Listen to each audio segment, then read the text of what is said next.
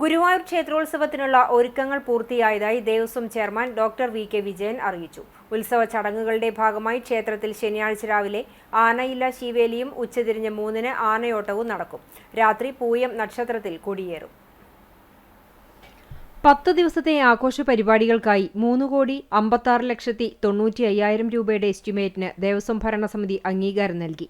ക്ഷേത്ര ചടങ്ങുകൾക്കായി 24 ലക്ഷം രൂപയും കലാപരിപാടികൾക്കായി 42 ലക്ഷം രൂപയും വൈദ്യുതാലങ്കാരത്തിന് 1,50,000 രൂപയും വാദ്യമേളങ്ങൾക്കായി 25 ലക്ഷം രൂപയും പ്രസാദഊട്ട് പകർച്ച എന്നിവയ്ക്കായി 2,64,45,000 രൂപയും മാറ്റിവെച്ചിട്ടുണ്ട്. ഉത്സവത്തിന്റെ 4ാം ദിവസമായ മാർച്ച് 3-ന് ചന്ദ്രഗ്രഹണമായതിനാൽ ക്ഷേത്ര ചടങ്ങിൽ മാറ്റമുണ്ടാകും. വൈകിട്ട് 6 മണിക്ക് ക്ഷേത്ര നട അടച്ച് 7:15-നാണ് തുറക്കുക. അത്താഴപൂജ നിവേദ്യങ്ങളായ അപ്പം, അട, അവിൽ ഷീട്ടാക്കില്ല. ഉച്ചയ്ക്ക് ശേഷമുള്ള പകർച്ച, രാത്രിയിലെ പ്രസാദഊട്ട് എന്നിവയും ഉണ്ടാകില്ല. 9ാം ദിവസമായ മാർച്ച് 8-ന് രാത്രി പള്ളിവേട്ട നടക്കും. മാർച്ച് 9-ന് രാത്രി ആറാട്ടിനുശേഷം കൊടിയിറങ്ങും. കൊടിയേറ്റത്തോടെ ആരംഭിക്കുന്ന കലാപരിപാടികൾ 8ാം ദിവസം സമാപിക്കും. കലാപരിപാടികൾ അവതരിപ്പിക്കാൻ ദേശീയ സംസ്ഥാന തലത്തിൽ ശ്രദ്ധേയരായ കലാകാരന്മാർ എത്തും.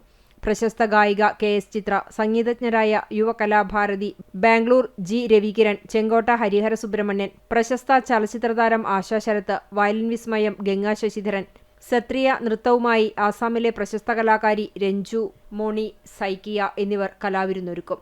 ദിവസവും വൈകിട്ട് 5 മണി മുതൽ 6 മണി വരെയുള്ള സമയത്ത് കേരളത്തിന്റെ തനത് നാടൻ അനുഷ്ഠാന കലകൾ മേൽപ്പുത്തൂർ ഓഡിറ്റോറിയത്തിന് സമീപത്തുള്ള വേദിയിൽ അരങ്ങേറും.